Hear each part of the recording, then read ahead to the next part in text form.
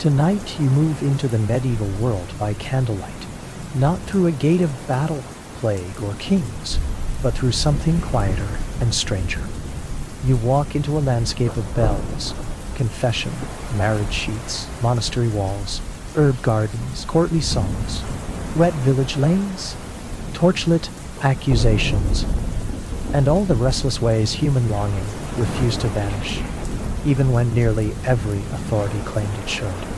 The road is damp, the night is cool, a bell carries across the dark with that lonely medieval quality, a sound that seems to come not only from a tower, but from the whole age itself.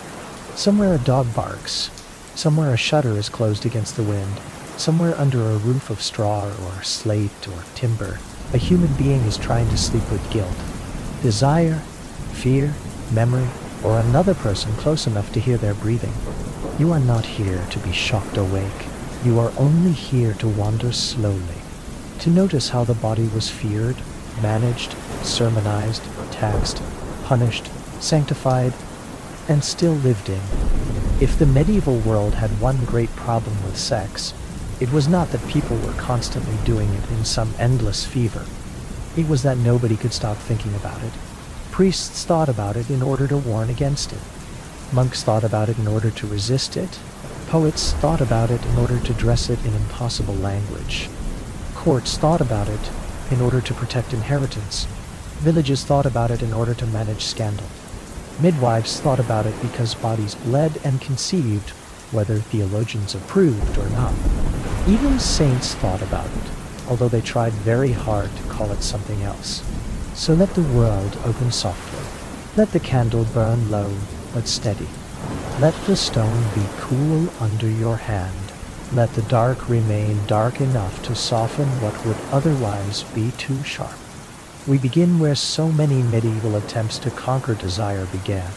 In a monastery, the monastery stands apart from the village, deliberate in its separation.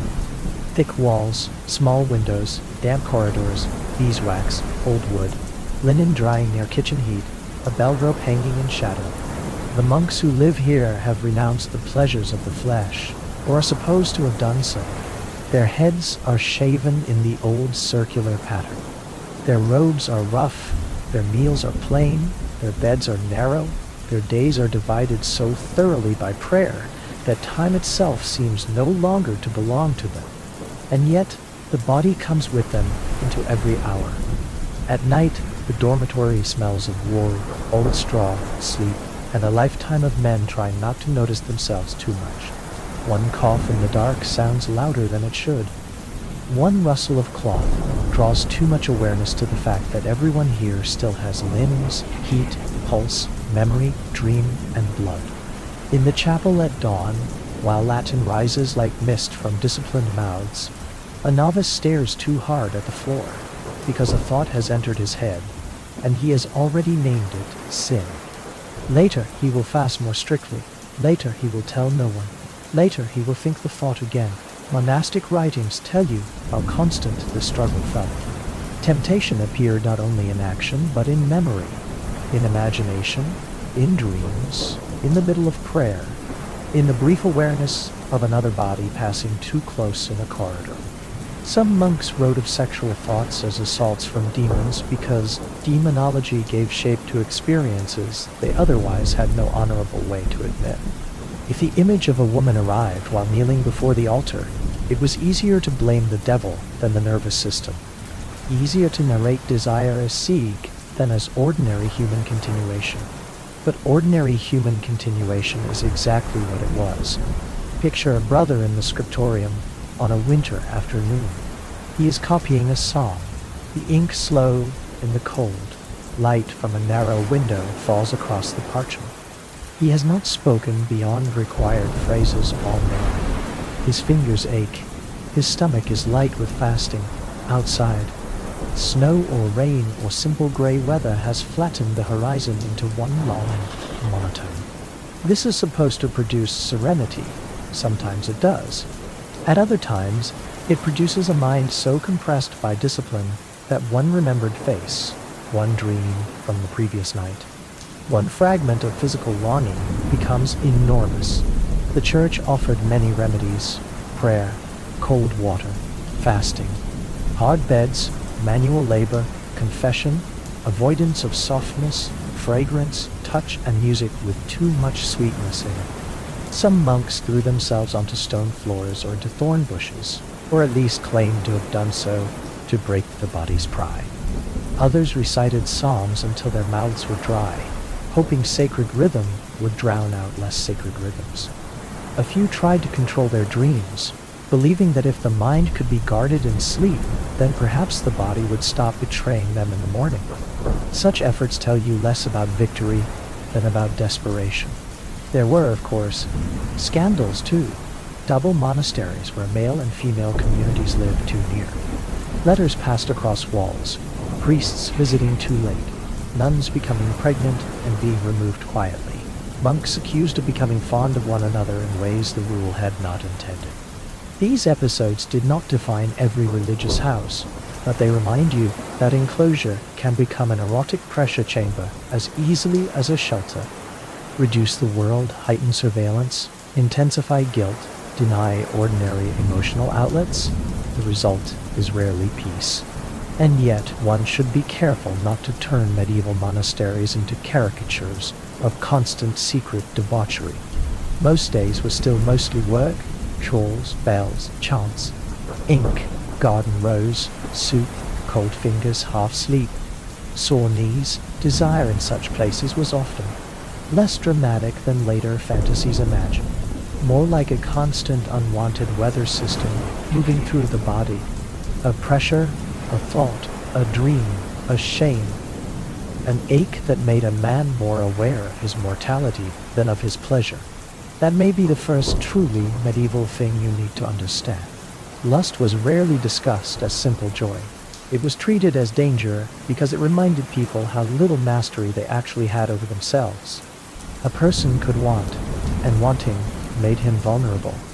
Vulnerable to sin, to ridicule, to penance, to loss of spiritual status, to the humiliation of discovering that prayer alone did not erase appetite. In this sense, the monastery is not strange at all. It simply makes ordinary human conflict more visible by amplifying the rules around it. So let the monastery dim, let the chants recede, let the candle wax cool on the sill. From here you move into stranger country still, where the body is denied, exalted, and translated into visions that will confuse historians for centuries. You enter a chapel lined with painted saints. The smell is incense and old wood. Gold leaf catches weak light in a way that makes even stillness look alive. Here, the medieval world offers another route for desire to travel when direct routes are forbidden. It becomes vision, ecstasy, mystical union, spiritual marriage, the wound of divine love.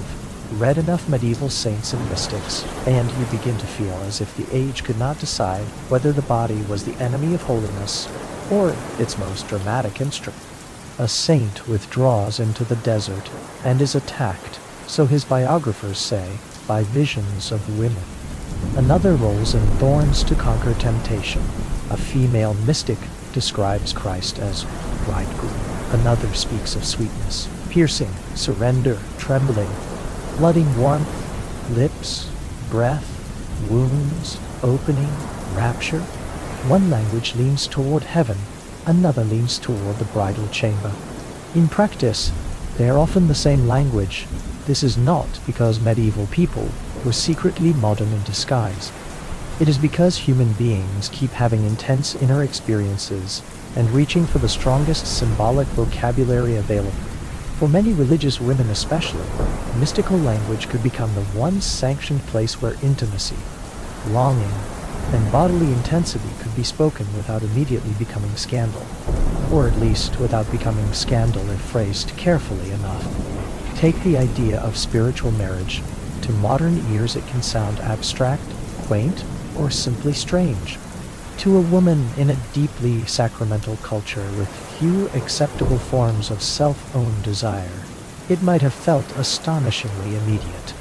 To belong to Christ directly, to be chosen, pierced, ravished spiritually, consumed by divine sweetness, held beyond earthly marriage.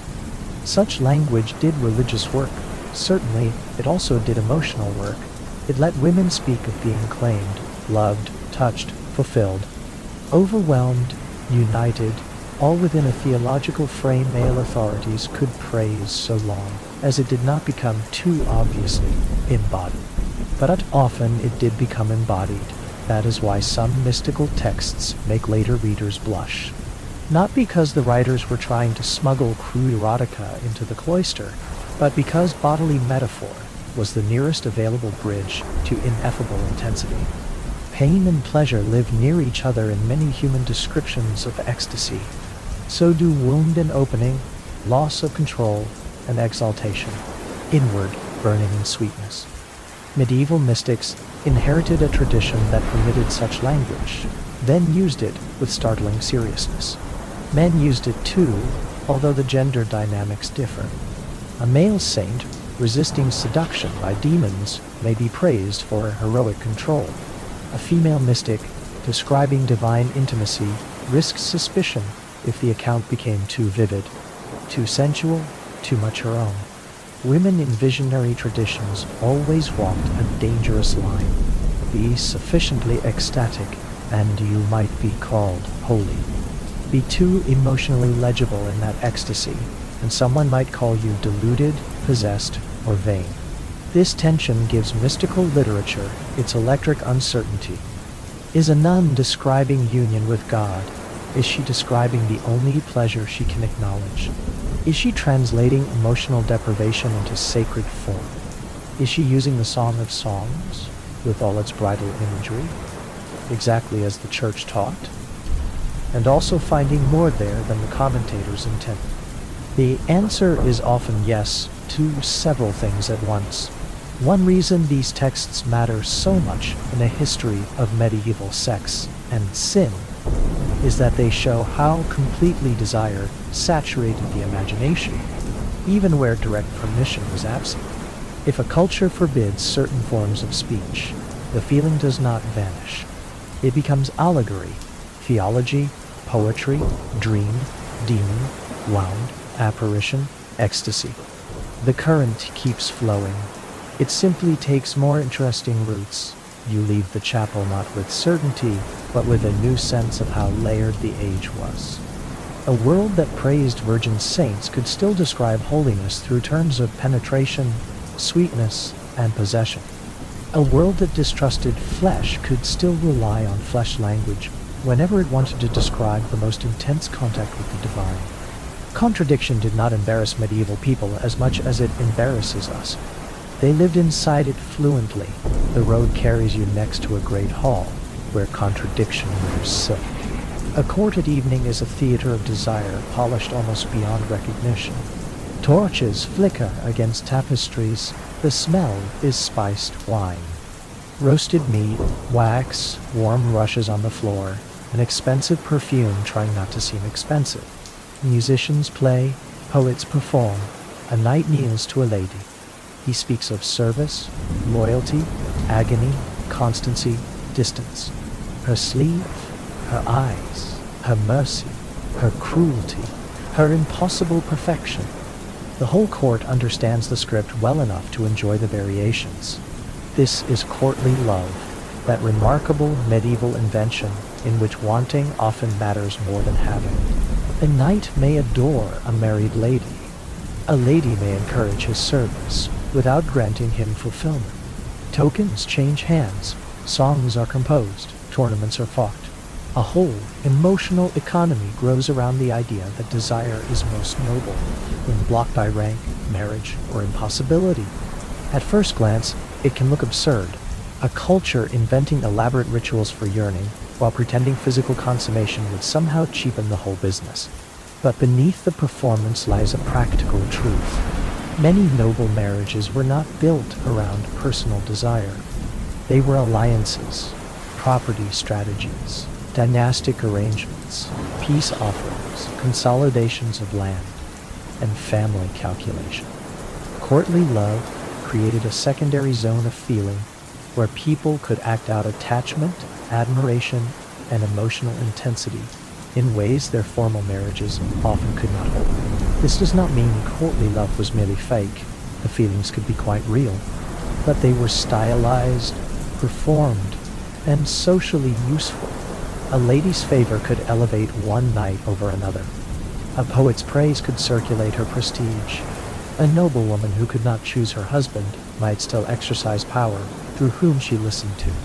Smiled upon, delayed, rewarded, or humiliated in this game of elegant longing.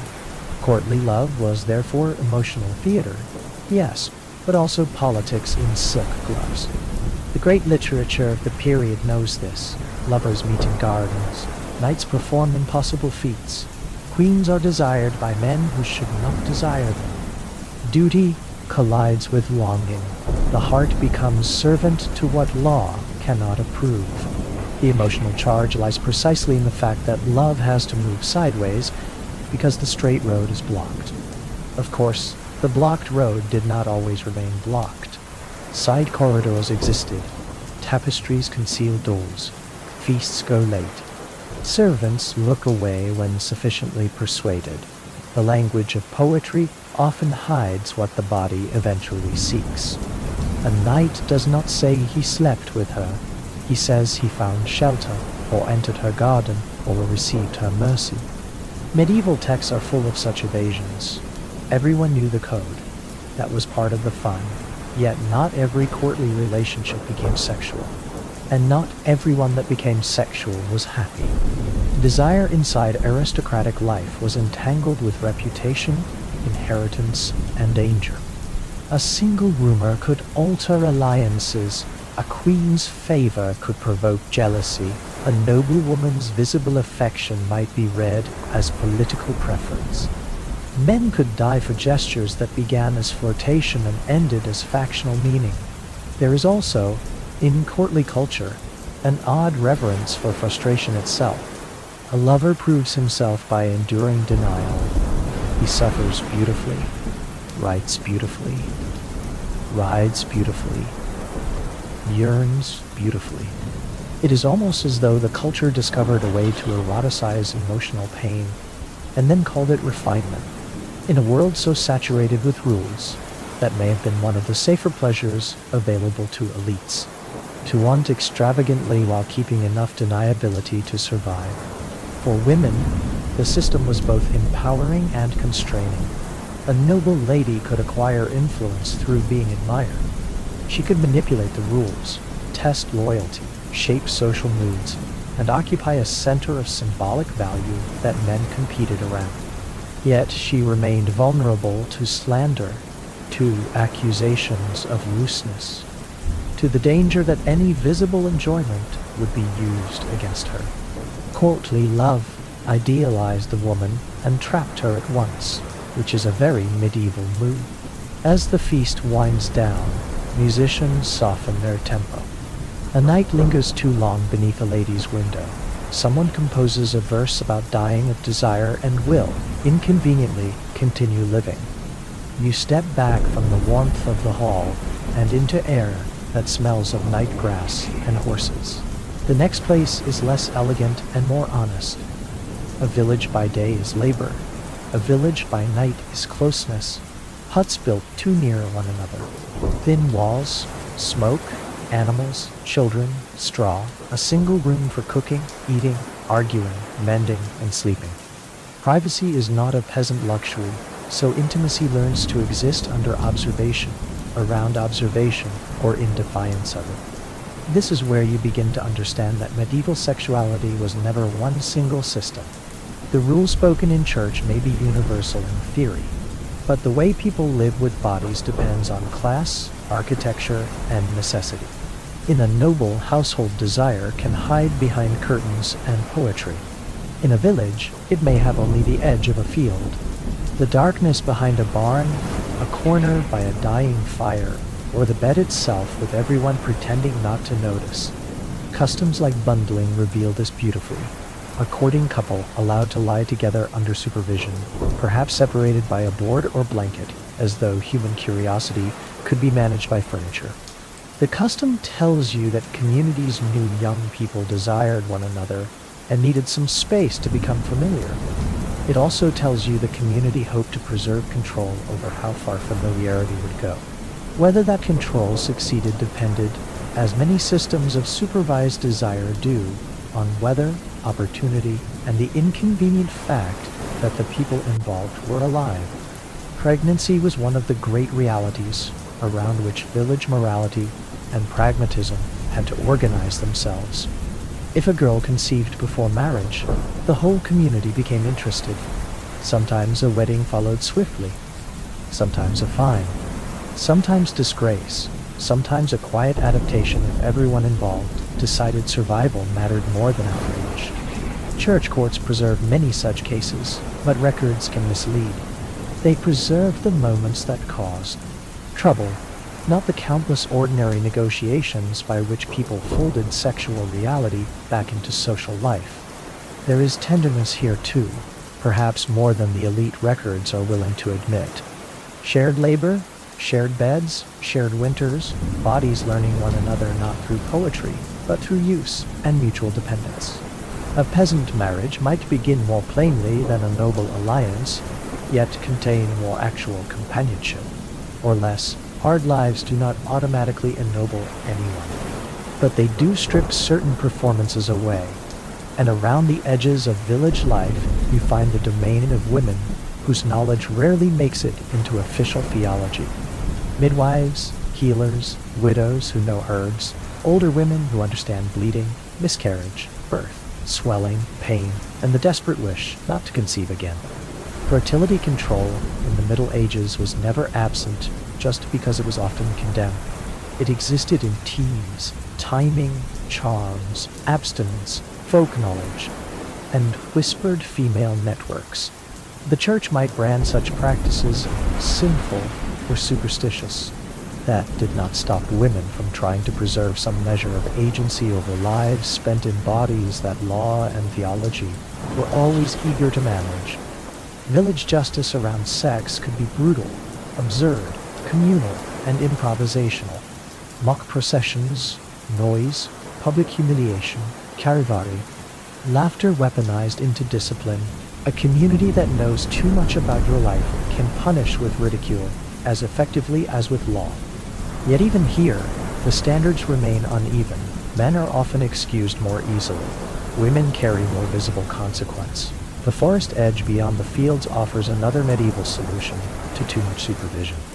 Lovers meet where the village cannot see, songs carved into bark, tokens hidden near wells, a path worn by repetition, not visible enough to accuse anyone directly. Nature becomes accomplice in a world where architecture is too communal to permit much secrecy. You leave the village with smoke in your clothes and the sense that ordinary people were neither more innocent nor more debauched than anyone else. They were simply less ornamented in their negotiations with desire. Then the road returns you to walls again, this time convent walls. A convent courtyard at dusk is one of the most haunting spaces in medieval life. There is a garden, perhaps rosemary, sage, rue, lavender, cabbages, onions, beans. There are arched walks, a laundry line, a library cabinet, a dormitory where cold settles between beds, a chapel where women sing in a register that sounds like both devotion and endurance. The convent is supposed to be a refuge from the world, but like all such refuges, it imports the world in altered form. Not every nun came by ecstatic choice.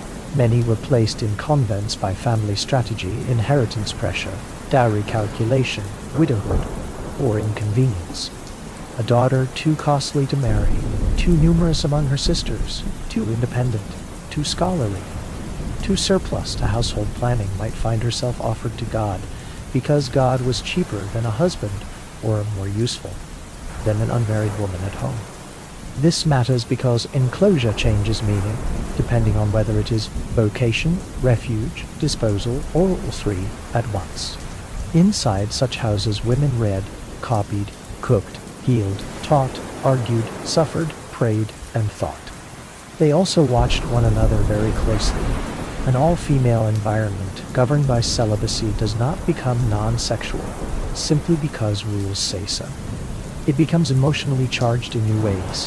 Friendship matters. Particularity matters. Warmth matters, one woman's favorite voice. Hand, smile, or companionship may begin to matter too much according to superiors who fear any bond not routed through the institution itself. The surviving writings are precious for this reason. Letters between nuns, private reflections, poems, visions, griefs at separation, language of sweetness, longing, and nearness. Some can be read as spiritual friendship, some as romantic attachment, some as emotional dependence born of enclosed life. The modern urge to label every bond, either platonic or sexual, can flatten what the women themselves lived more ambiguously. Better to say this. Many convents contained emotional worlds far richer than official propaganda preferred, and some of those worlds carried unmistakable heat. Winter intensifies everything. Shared beds for warmth, hands touching in the dark, breath close enough to hear, a habit or blanket tucked more carefully around one woman than another. The body notices what theology tries not to notice. That is not a scandal. It is a condition of being embodied. There were also direct scandals, monks visiting, priests with access, letters smuggled, pregnancies, cover-ups, punishments that varied according to status and family influence. A noble nun might be moved quietly to another house. A poorer one might carry the full burden of moral condemnation. Medieval institutions were rarely consistent except in their unequal handling of consequence. Yet one should not reduce convent life to forbidden romance and clerical misconduct. Convents were also intellectual centers, schools of literacy, medical houses, landholders, workshops, and communities of female expertise. A nun could copy texts, compose music, record visions, treat illness, oversee labor, and inhabit a social identity unavailable to many married women. The same walls that contained could also educate. Medieval female life is often built from such mixed conditions. Protection braided with control, opportunity braided with enclosure, and because the official world feared women's unsupervised inward lives, the convent became one of the few places where those inward lives occasionally survive in writing. That survival is one of the most moving parts of the whole story. Beneath the stereotype of the nun as blank obedience was a human being with intellect. Loneliness, devotion, imagination, resentment, affection, and the need to direct love somewhere. When you leave the convent, you do not leave women behind. You carry their letters, their garden smell, their unfinished prayers, and the sense that institutions of purity generate their own kinds of intimacy. The road now turns toward the parish church and its dark wooden confessional. Confession is one of the great medieval technologies of self-surveillance. The penitent kneels, the priest listens, the soul is expected to become legible by naming what it has done, desired, dreamed, failed to resist, or nearly done. In principle, confession heals. In practice, it also classifies, disciplines, records, and teaches people to examine themselves for sins they might never otherwise have articulated. Sexual sin was especially rich territory for this machinery, because it invited infinite distinction. Was the act marital? Was it procreative? Was there pleasure? Was there too much pleasure? Was it before feast day during Lent? With whom? How often? Did you consent? Did you seek it? Did you imagine it? Did you dream it?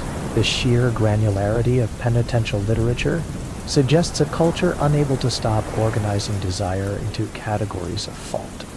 This had a strange effect. The church condemned lust, but it also forced people to think about it constantly through examination of conscience. A person might never have differentiated a fleeting thought from a grave moral problem, until confession taught him or her to do so. Once taught, the mind became its own little tribunal. Priests themselves complicated the matter. Many were sincere, burdened, dutiful, and genuinely trying to guide frightened people. Others were nosy, invasive, badly trained, emotionally mature, or compromised by desires of their own. Parish priests were supposed to be celibate, yet celibacy in practice varied enormously. Some kept unofficial partners, some fathered children, some developed unhealthy intimacy with the very penitents whose secrets they heard. Confession, therefore, became a space where spiritual care and erotic power could lie disturbingly close together. The confessional booth is small, dark wood, stale breath, old incense in the grain. It is easy to imagine how vulnerable one might feel there. To speak of the body to a man who has authority to name your state before God. To ask whether a dream counts, whether marital pleasure counts, whether touching oneself counts, whether kissing too long counts, whether wanting, even without action, has already stained the soul. The answers were seldom liberating, and yet for some people confession may have offered the only available language for inward conflict. A peasant girl could not always speak of desire to her mother. A monk could not speak it to a brother without risk. A noblewoman could not always admit dissatisfaction in marriage. The confessional listened where the rest of society preferred only rumor. That is why it functioned as both relief and trap. One can breathe easier after speaking. One can also find oneself more tightly bound to the system that required the speaking. The church drew immense social power from becoming keeper of these hidden lives. Through confession, it knew who was sleeping with who was pregnant too soon, whose marriage was unhappy, who visited brothels, which households were unstable, which women were lonely, which men could be shamed into donations. Morality and administration met behind the screen. From the shadow of confession you walk into the brightness of public punishment. The town square is noisier than a church and no less moralizing. Stalks, pillory, rotten vegetables, laughter, children learning cruelty by imitation. Here, private acts are dragged outward and turned into communal spectacle. Adultery, prostitution, fornication, sexual rumor, indecent clothing, cross-dressing, or simply a reputation that has become useful to punish, can land a body in the center of town. The square teaches that medieval justice around sex was not only legal, it was theatrical. Shame performed in public is a lesson addressed to everyone watching. The accused becomes a temporary sacrifice through whom the community renews its own sense of order. It is easier to throw refuse at one woman in stocks than to acknowledge the private compromises in every onlooker's own life. Women, unsurprisingly, often carried the heavier burden. A wife's infidelity threatened lineage. A prostitute's visibility made her easier to use and easier to despise. A woman considered too loud, too flirtatious, or too present in public could become a moral example. Men were certainly punished at times, especially for public scandal. Sodomy accusations, or behavior that made them seem to abandon masculine norms. But the ordinary asymmetry is hard to miss. Female sexuality destabilized order in ways male sexuality was more often permitted to manage or exploit. Public shame rituals could be grotesque, comic, or both. Noise processions, forced apologies, symbolic clothing, head shaving, parading, kissing under compulsion. The theatricality matters. Communities often preferred punishments that produced visible narrative over punishments that simply removed the offender. The story had to circulate. It had to become useful, and because story mattered so much, accusation could outrun truth easily. The woman in stocks might be guilty in exactly the way rumored, in another way entirely, or not much at all. Medieval evidence was often a braid of testimony, gossip, status, and the appetite of authorities for tidy moral examples. Still, the square is not the deepest repository of erotic fear.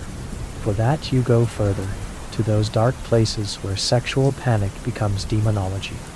The accusation that a woman lay with a demon tells you almost everything about what a culture fears. The demon lover, the incubus, the night visitor, the dark male presence who presses upon thee. Sleeping body. These images gave medieval society a language for experiences it could not comfortably integrate. Nocturnal emissions, sexual dreams, sleep paralysis, trauma, desire, fear, assault, loneliness, widowhood, the return of the dead in fantasy. A body reacting in sleep before theology has had time to censor it. For some women, telling such a story may have been the only way to describe experiences otherwise unspeakable. For inquisitors and clergy, the story fit too neatly into existing frameworks of infernal temptation. For later judges, it could justify invasive examinations and terrible punishments. A mark on the body, a dream confessed too vividly, a reputation for herbal knowledge, a house at the edge of town, a life lived without sufficient male supervision. All of these could converge into the figure of the witch or demon's consort. This is why accusations so often fell upon widows, healers, midwives, or women who knew too much and needed too little. Their supposed sexual commerce with the devil symbolized a more basic horror, a woman outside ordinary control. Medieval sexual panic and witch panic are cousins. Each turns the female body into contested evidence.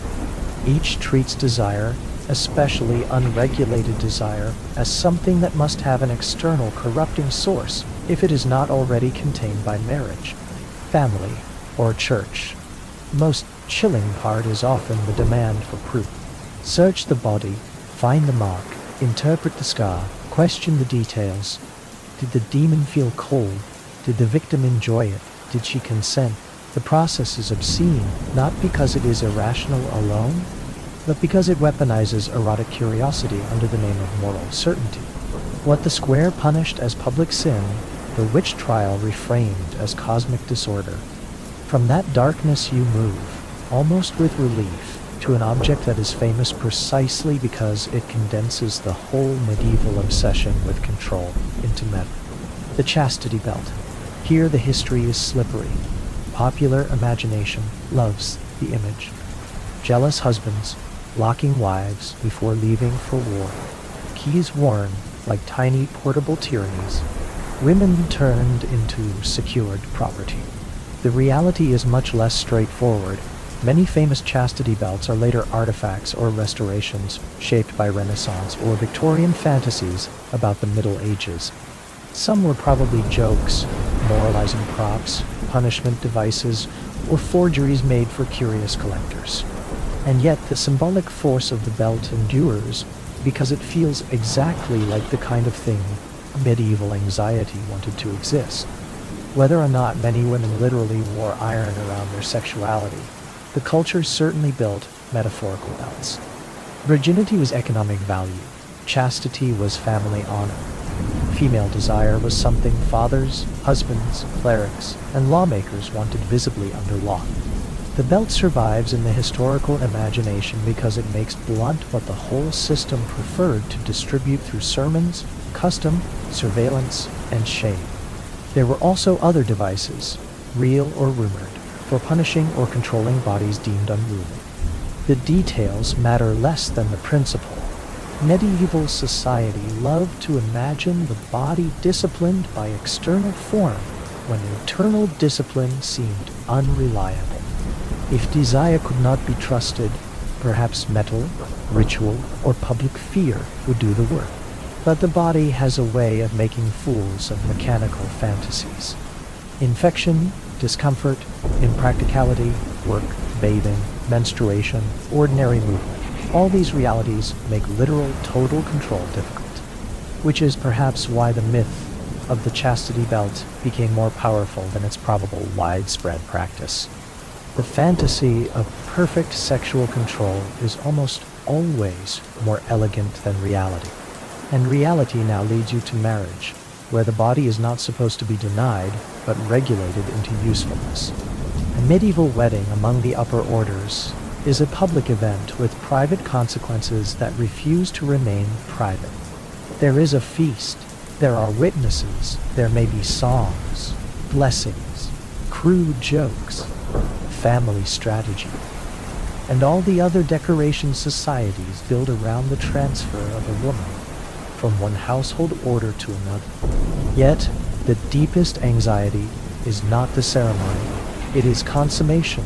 Marriage, for much of medieval society, is incomplete until bodies ratify what law and custom have begun. This makes the marriage bed into a legal threshold. Bedding ceremonies, whether half symbolic or brutally intrusive depending on place and period, reveal how little privacy mattered compared with lineage. The couple is brought to bed, observed to varying degrees, blessed, teased, deposited under sheets that may themselves become evidence the next morning. The bride's body bears impossible weight. She is expected to be untouched, yet also physically ready to prove it. Virginity must be visible, though the body does not always behave theatrically on demand. Blood on sheets becomes a crude social document. Families fear scandal. Brides improvise. Servants know too much. Midwives may quietly help preserve reputations where biology threatens to embarrass economics. The groom's experience follows another logic. He may be expected not to be innocent at all. Male sexual practice before marriage can be tolerated or even considered useful, especially if it equips him to consummate properly when needed. When needed. Here the asymmetry becomes almost comic in its transparency. Her value lies in untouchedness. His incapacity. If consummation fails, the consequences can be serious. Annulment, rumor, questions about impotence, questions about the bride, questions about fraud. The marriage bed, therefore, sits at the meeting point of law. Body, status, and theatrical proof in a way few modern people fully imagine. Marriage is also where church teaching becomes most impossible in practice. Couples are expected to have sex in order to produce children, yet not too joyfully, not too often, not on forbidden days, not in condemned ways, and preferably without making pleasure the point. A society that once errs and distrusts desire at the same time will inevitably become very interested in calendars. Which brings you to the pulpit. A sermon on lust in the Middle Ages is rarely subtle. The body is fallen. Desire is dangerous. Pleasure tempts the soul away from right order. Even within marriage, the act is justified chiefly by procreation. Some theologians admit that spousal affection has value. Many sound as though enjoyment itself needs apology. The sermon world is full of lists, forbidden times, forbidden positions, degrees of sin, nocturnal emissions, self-pollution, gazes that linger too long, fantasies. The church inherited ancient traditions of suspicion toward the passions, then built an entire pastoral culture around helping people classify themselves by their failures to master them. Augustine's influence lingers everywhere. The body after the fall no longer obeys the will perfectly. Sexual desire is one of the great daily reminders of that fracture. But sermons, like confession, also reveal obsession. A culture that warns this much is a culture thinking constantly about what it condemns. Priests tell married couples to abstain during Lent, before communion on feast days, around menstruation, after childbirth, in any season where sanctity seems to require further distance from flesh. Add the prohibitions together, and one begins to suspect that actual marital life required either heroic scheduling or practical indifference to clerical idealism. And indeed, many people likely nodded in church and lived otherwise, at least sometimes. The gap between doctrine and practice is one of the most dependable truths in history. If all the church's sexual teaching had been obeyed perfectly, much of Europe would have gone out quietly. The persistence of the population alone suggests negotiation. Some theologians did recognize that affection might sustain marriage, yet even then, they often hesitated to praise pleasure too openly. The medieval Christian body was needed and distrusted at once. That fundamental contradiction never goes away. It simply changes costume from text to text. You leave the sermon with a sense of fatigue, not because morality itself is tiring, but because the endless suspicion directed at ordinary embodiment is exhausting even secondhand. The town outside feels like relief. The street smells of onions, mud, stale ale, leather, and people living without rhetorical flourish. In one quarter of that town, another contradiction waits. The brothel, Medieval authorities often despised prostitution morally, while regulating it pragmatically. Cities licensed brothels, taxed them, confined them to certain streets, inspected women, or at least tried to. The logic was crude, but revealing. Better to channel male desire into recognized outlets than risk greater disorder elsewhere. Some officials imagined prostitution as a sewer of sin necessary to prevent worse flooding. It is an ugly metaphor, but it captures the administrative tone. Desire might be wicked, yet it could be managed municipally.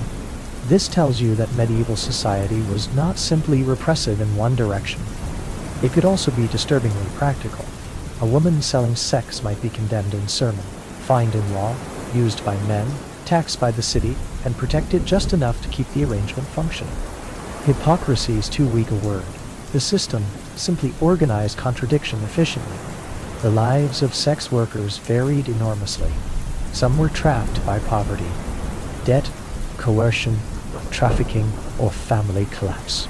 Some gained a measure of independence, unavailable in marriage, though at heavy cost. Some brothels were brutal, others were part of urban economies so normalized that their existence tells you how far actual life stood from pious fantasy. Women in these worlds faced violence, illness, stigma, and legal exposure. Yet they also formed communities, negotiated prices, and occupied a social visibility that respectable women were denied, but also spared.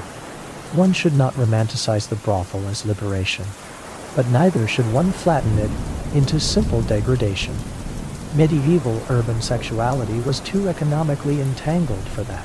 Brothel districts sat not outside society but inside its management strategies. Men who confessed their visits on Sunday might return on Tuesday. Authorities who denounced vice might profit from controlling its geography. Once again, desire becomes both condemned and necessary. And because the category of respectability never fully captured medieval lives, there were also those who moved between roles.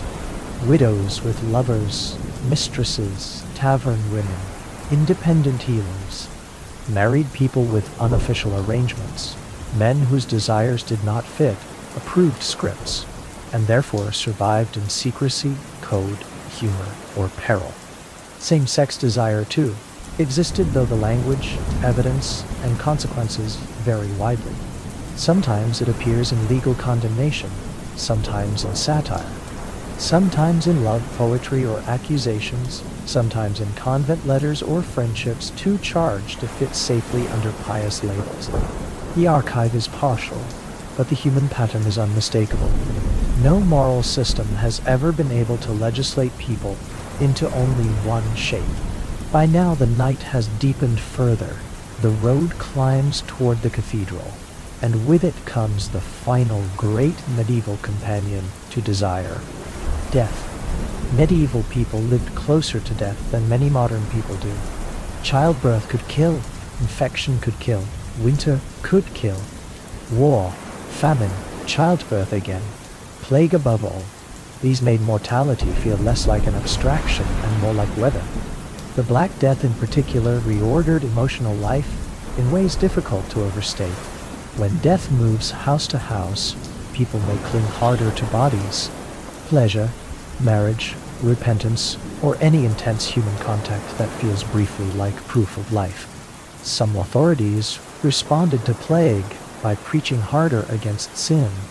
Others sought scapegoats. Some people married quickly. Some visited prostitutes. Some turned more ascetic. Some more reckless. Catastrophe does not produce one moral result. It exposes the structure already there and adds urgency to every appetite.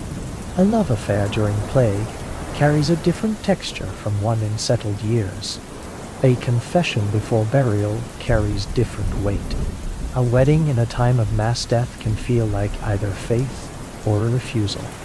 Sexuality in medieval life cannot be separated from this backdrop of fragility. Bodies were not only morally dangerous, they were perishable. The urgency of desire is often strongest where time feels least secure. So now the cathedral receives the whole world back into itself. Monk, Nun, peasant, noble lover, prostitute, widow, priest, bride, accused witch, sermonizing cleric, brothel keeper, mystic, dreamer, frightened novice, pregnant girl, jealous husband, penitent, poet. Each arrives before stone that will likely outlast them all. You see them as if across many evenings at once, a monk staring too hard at the floor, a mystic writing what she dares call divine sweetness, a knight vowing impossible fidelity, a peasant couple sharing warmth by necessity and affection together, a nun folding a letter into a psalter, a priest listening for sin and half hearing his own, a woman in stocks blinking away rotten vegetable pulp daughter, another being examined for the devil's mark, a bride staring at linen that will become evidence, a brothel light lowered in a city lane, a widow holding herbs that might bring bleeding, a husband and wife calculating feast days against desire, a scholar listing forbidden positions, a child born too soon, a candle lit for a dead lover, a bell rung for someone who did not survive winter. This is medieval lust, sex, and sin, not a single story, but a whole architecture of fear and need. Desire was not simply a private pleasure, it was spiritual risk, legal issue, social theater, class marker, economic resource, poetic engine, medical question, and sometimes the only warmth people had. What the age feared most, perhaps, was not sex alone, but the loss of control sex represented. The body could want before law approved. It could conceive before property was ready. It could love outside arrangement. It could seek pleasure where doctrine found only purpose. It could expose hypocrisy. It could destabilize rank. It could make a monk feel ordinary, a lady feel politically alive, a villager feel temporarily free, a nun feel recognized, a priest feel compromised, a city find profit in what it publicly condemned. That is why sexuality appears everywhere in medieval history, once you know how to look. In saints, in sermons, in court records, in herb lore, in marriage law, in architecture, in feast songs, in accusations, in visions, in jokes, in punishments, in silence itself. Yet, if there is one final softness to draw from all this, it may be that people remained human under all those layers. They desired badly and tenderly, foolishly and carefully, with guilt and without, inside vows and outside them, through metaphor, through secrecy, through ritual, through compromise. The church could sermon, the courts could punish, families could arrange, cities could regulate. None of it erased the simple persistence of wanting another person, or wanting relief from wanting, or wanting to belong to one's own body without fear. The cathedral doors are nearly closed now. The last light catches on carved stone and then slips away. The road back is quiet. One by one you can let each part of the medieval world dim. Let the monastery fade first, with its cold floors, ink, wool, and uneasy prayers. Let the saints recede into incense and painted gold. Let the courtly hall empty of music and ribbons. Let the village cottage settle around its fire and sleeping forms. Let the convent garden keep its lavender in the dark. Let the confessional close its little wooden mouth. Or let the stock stand empty in the square. Let the torchlit accusation of demons go silent.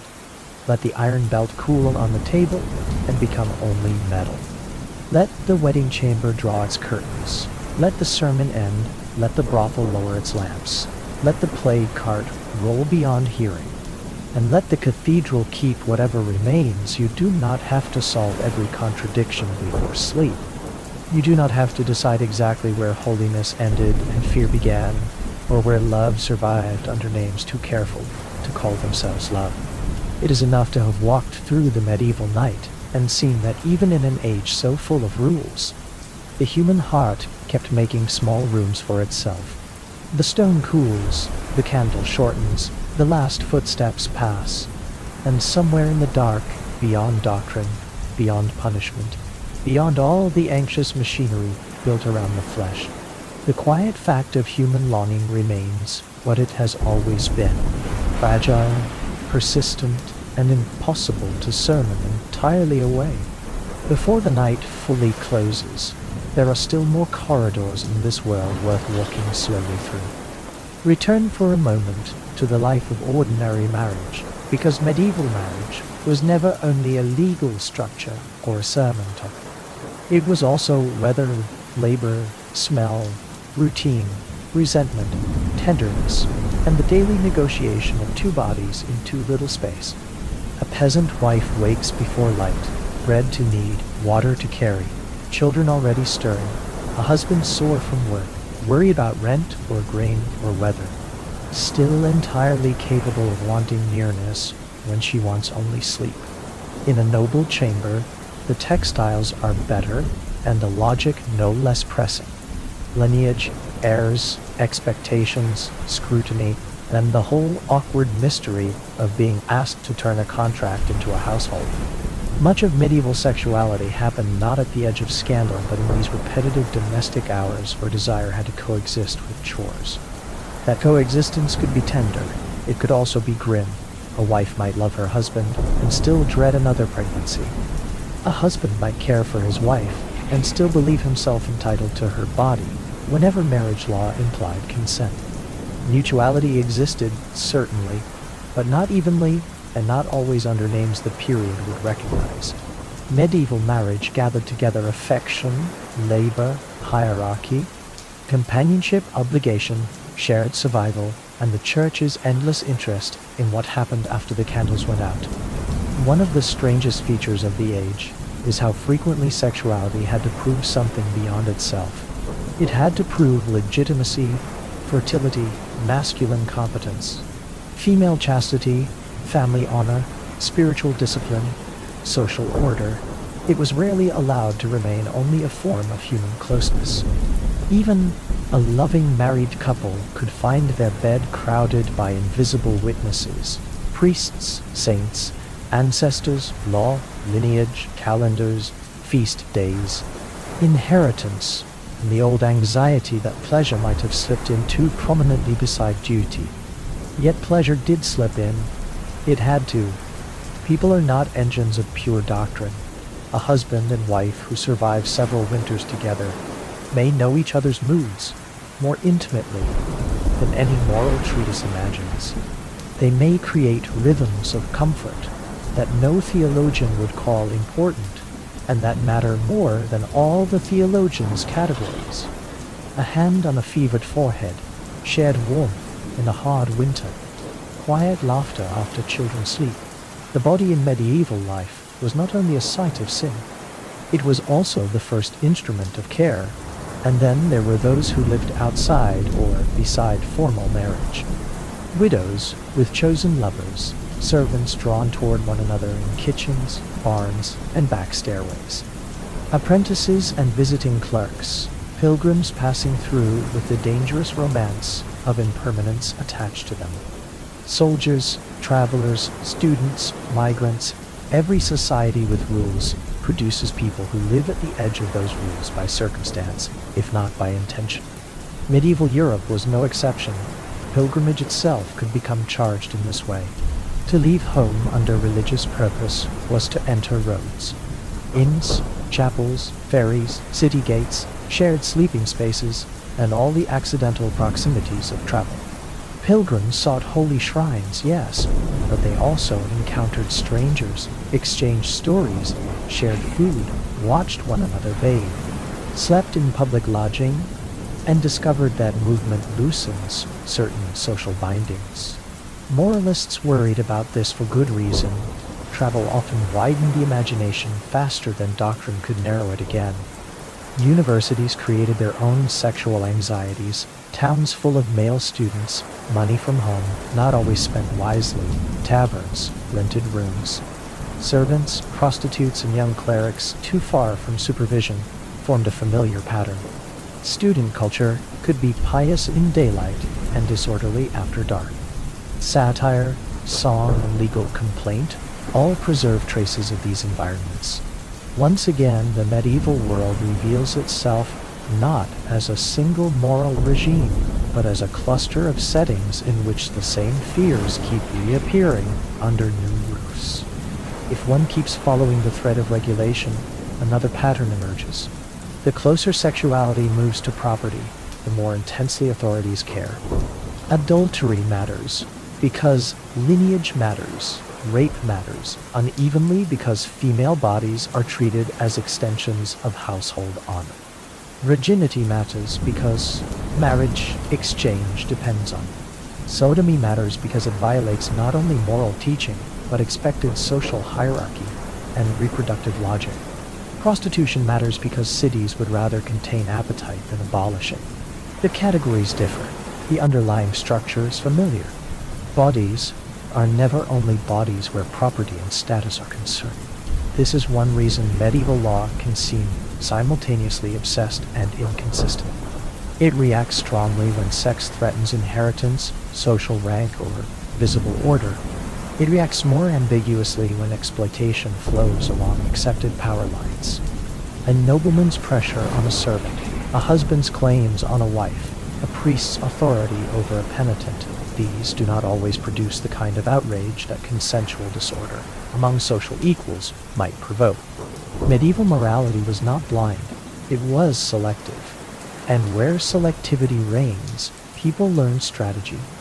Women learn how to preserve reputation when reality will not cooperate. Men learn what can be admitted jokingly and what must be denied outright. Families learn how to hurry a wedding. Midwives learn when silence is more merciful than truth. Abbesses learn what to record and what to smooth over. Priests learn which questions to ask and which not to ask if they wish to avoid scandal too large for the parish to bear. Strategy is one of history's least romantic but most reliable companions.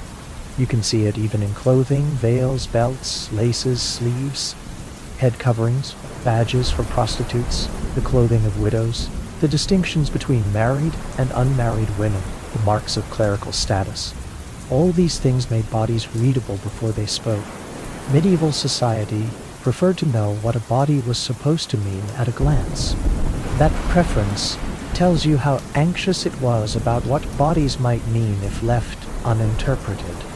And still bodies exceeded costume. A widow's veil does not extinguish memory. A nun's habit does not cancel affection. A wife's linen does not guarantee contentment. A priest's collar does not erase appetite. Medieval culture built an extraordinary number of visible signs around sexuality, and then spent centuries discovering that visible signs do not finish the work.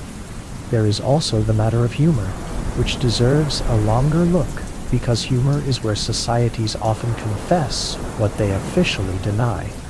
Medieval fabliaux, songs, jokes, marginal drawings, and tavern stories are thick with bodily comedy. Impotent husbands, clever wives, greedy priests, lusty widows, students outwitted, monks caught, baths, beds, doors, ladders, windows, all converted into devices for sexual farce. None of this means medieval people were liberated. It means they were alive enough to laugh at the very systems constraining them. The joke often circles authority, the priest who preaches chastity and cannot keep to it. The husband so jealous he becomes ridiculous, the woman treated as property who outsmarts the lock. The scholar full of theory but helpless in practice. The humor relieves pressure, but it also reveals knowledge. People understood the gap between doctrine and daily life very well. They simply did not always write that understanding in solemn prose. Even the church itself sometimes had to concede practical human weakness. Confessors could not demand angelic perfection from every parishioner if they wished the parish to keep functioning. Marriage advice softened in some hands. Penances varied. Pastoral care made room, however grudgingly, for the fact that ordinary people could not live as if they were all monks. And monks themselves struggled enough. This is where medieval Christianity looks less like a single iron system and more like an endless negotiation between ideal and endurance. The most revealing question may not be whether medieval people obeyed the rules, but which rules they treated as real enough to fear and which they quietly adjusted to fit the day. One can imagine a husband and wife abstaining before Easter, but ignoring lesser prohibitions later. A merchant confessing brothel visits in vague terms. A widow taking an herbal remedy while still attending Mass faithfully. A nun using mystical language to carry emotional truths too risky to phrase directly. A city closing a brothel publicly while allowing the trade to continue elsewhere. The whole age runs on this unstable mixture of sincerity and accommodation. That instability is precisely what makes the subject so rich for a slow history script. Nothing sits still. The body is denounced and needed. Pleasure is condemned and taxed. Virginity is praised and inspected. Marriage is holy and strategic. Desire is personal and political. Women are idealized and distrusted. Men are granted latitude and then mocked when they lose control. The church wants confession and fears what confession reveals. Cities punish prostitutes and depend on them. Saints transcend flesh by speaking through its strongest metaphors. It is all one long medieval argument conducted in whispers, sermons, legal records, rumors, and beds. Perhaps that is why the image of the candle matters so much tonight. A candle does not flood a room with certainty. It gives enough light to move. Not enough to end ambiguity. Medieval sexuality is like that.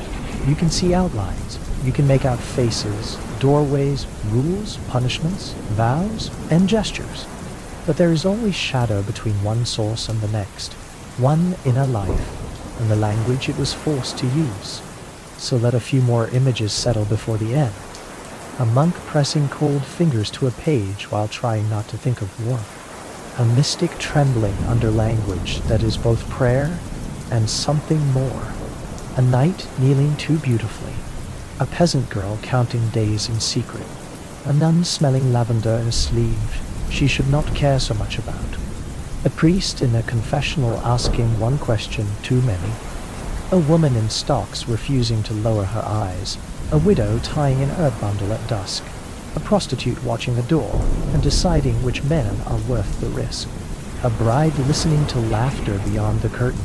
A wife praying not for holiness tonight, but for gentleness. A husband ashamed to admit how frightened he is of his own tenderness. A city official counting taxes from vice. A plague widow kissing a fevered forehead, because rules no longer matter as much as the person still breathing. All of them belong. All of them are part of the same medieval night. And now, truly, you can let the road empty. Let the market stalls stand dark. Let the inns close their shutters. Let the monastery keep its uneasy dreams. Let the convent garden hold its damp rosemary and sage. Let the square cool after the crowd has gone. Let the brothel street fall quiet, one lamp at a time. Let the confessional rest with no kneeling body at its door. Let the cathedral keep watch without demanding any answer tonight. You do not have to rescue the past from contradiction before sleep. It is enough to have seen how human longing moved through it, sometimes shamed, sometimes sanctified, sometimes profitable, sometimes punished, and always more complicated than the rules built around it. The road is still damp. The air is colder now. The candle has shortened almost to the fingers. And somewhere beyond all the sermons and the legal categories and the frightened moral machinery of the age, the old human truth remains. People wanted. People feared what they wanted. People reached for one another anyway. And then the bells passed over them, and the dark settled. And whatever could not be said aloud kept breathing quietly inside them until morning.